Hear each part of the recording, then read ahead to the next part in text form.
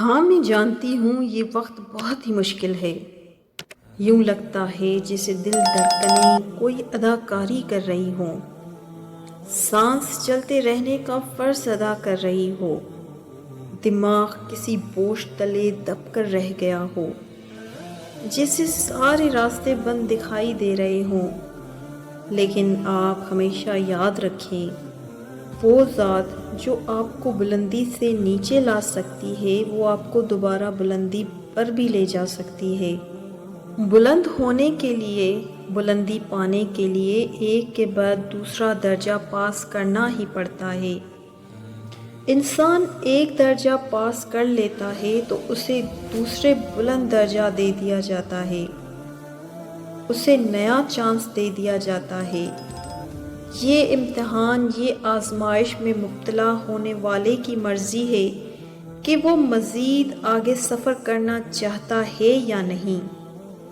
اس کی آپ مثال ایسے لے سکتے ہیں کہ ایک جہاز سمندر کے کنارے کھڑا ہے اور آواز لگانے والا کہہ رہا ہے کہ جو چاہے اس میں سوار ہو سکتا ہے، یہ جہاز تمہیں دوسرے کنارے کی طرف لے جائے گا۔ لیکن یہ خیال بھی رکھنا ہے کہ اس سفر میں مشکلیں آئیں گی، طوفان بھی آ سکتا ہے، لیکن اگر تمہارے حوصلے بلند رہے اور آپ صبر و شکر سے مدد لیتے رہے، ہم ہر حالت میں دوسرے کنارے پر پہنچ کر ہی رہیں گے۔ اب آپ سے سوال یہ ہے کہ آپ کیا کریں گے اس سچویشن میں؟ کیا جہاز میں سوار ہوں گے یا نہیں؟ جبکہ آپ اچھی طرح سے جانتے ہیں کہ جس طرف جہاز جا رہا ہے اس طرف آپ کے بہت سے فائدے ہیں، آپ کامیاب ہو جائیں گے، بہت کچھ پائیں گے، اور آپ کو یہ آفر کی گئی، آپ وہ خوش نصیب ہیں، لیکن آپ کی مرضی ہے جائیں، مرضی ہے نہ جائیں۔ لیکن آپ ہمیشہ یاد رکھیں کہ ایک بڑی تعداد ان لوگوں کی ہے جنہیں یہ آفر ہی نہیں ملی، کیونکہ وہ اس کنارے کے آس پاس ہے ہی نہیں جس طرف یہ جہاز کھڑا ہے۔ انہیں یہ کہا ہی نہیں گیا کہ آ جاؤ، تمہیں اور فائدے کی طرف لے چلتے ہیں۔ سنو، یہ چانس کا ملنا بھی بڑے نصیب کی بات ہے۔ تمہیں یہ چانس دیا گیا ہے، آفر دی گئی ہے، اس کا مطلب ہے کہ تم بڑے اچھے نصیب والے ہو۔ ہماری مادی دنیا میں بھی ہر انسان چانس کے انتظار میں ہی تو ہے۔ اگر مصیبت، تکلیف، صورتحال پر صبر و شکر نہ ہو تو پھر اللہ سے مدد کی طلب کا راستہ ہمیشہ کھلا رہتا ہے۔ اللہ پر یقین رکھنے والے کبھی ناکام نہ ہونے والے لوگ ہوتے ہیں۔ وہ ڈگمگا سکتے ہیں لیکن ناکام نہیں ہو سکتے۔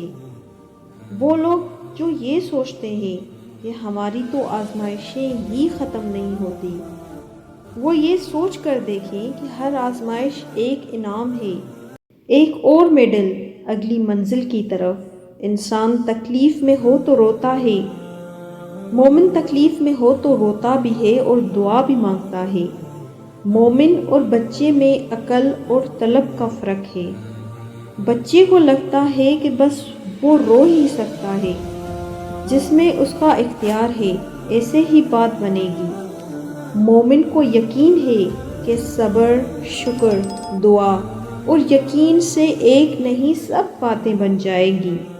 جو لوگ تکلیفوں پر واویلا کرتے ہیں، پریشان رہتے ہیں اور بچے کی طرح ہیں جو بس رونا ہی جانتے ہیں، لیکن جو دعا کے ساتھ یقین رکھتے ہیں وہ اس مومن کی طرح ہیں جو کئی ڈر پاس کر چکا ہے اور جان چکا ہے کہ اس کے پاس اس کا اللہ ہے، اور جس کے پاس اس کا رب ہو اس کے پاس سب ہوتا ہے۔ تمہاری کوششیں ناکام ہو سکتی ہیں لیکن اللہ پاک کی طاقتیں نہیں۔ مقدر دعاؤں کا پابند ہے، دعائیں مقدر کی پابند نہیں۔ تب بھی مانگو جب قبولیت کی کوئی بھی وجہ باقی نہ رہے۔ صرف اللہ پاک ہی تو ہے جو دکھی دل کی خاموش صدائیں سنتا ہے تو پھر توکل کے ساتھ اس کے سامنے جولی پھیلائے رکھو، کیونکہ یقین رکھنے والوں کے لیے یقین کے معجزے ہیں۔ تمہیں بنانے والا تمہاری ضروریات سے کیسے بے خبر ہو سکتا ہے؟ تمہاری کہانی کا مصنف اللہ پاک ہے، اور اس سے بہترین مصنف اور کون ہو سکتا ہے؟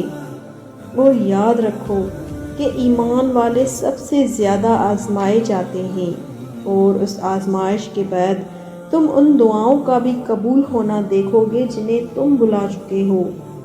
اللہ تعالیٰ قرآن پاک میں فرماتے ہیں، بے شک اللہ صبر کرنے والوں کے ساتھ ہے، اور اللہ ہر چیز پر قادر ہے۔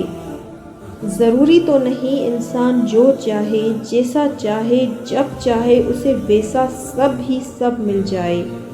کبھی کبھی وہ خدا دے کر بھی آزماتا ہے اور کبھی لے کر بھی۔ کبھی چیزوں کے چھن جانے پر انسان مکمل طرح سے ٹوٹ جاتا ہے، نا امید ہو جاتا ہے، کیوں لگتا ہے اس کے جینے کی وجہ اس سے چھن گئی ہو، مگر وہ رب ہے، سب جانتا ہے، تمہارا بہتر بھی اور بہترین بھی۔ مگر جب تم سر اٹھا کر آسمان کی طرف دیکھتے ہو، یوں لگتا ہے جیسے وہ خدا تجھے ہی دیکھ رہا ہو اور مسکرا رہا ہو اور چھپکے سے کہہ رہا ہو، میرا اتنا بہادر بندہ اتنی جلدی گھبرا گیا۔ وہ وقت بہت ہی مشکل ہوتا ہے، مگر ہمیں ہمارے اللہ کے بہت قریب کر دیتا ہے۔ اس وقت جب اللہ کے بہت قریب ہو جاتے ہیں تو سکون پا لیتے ہیں۔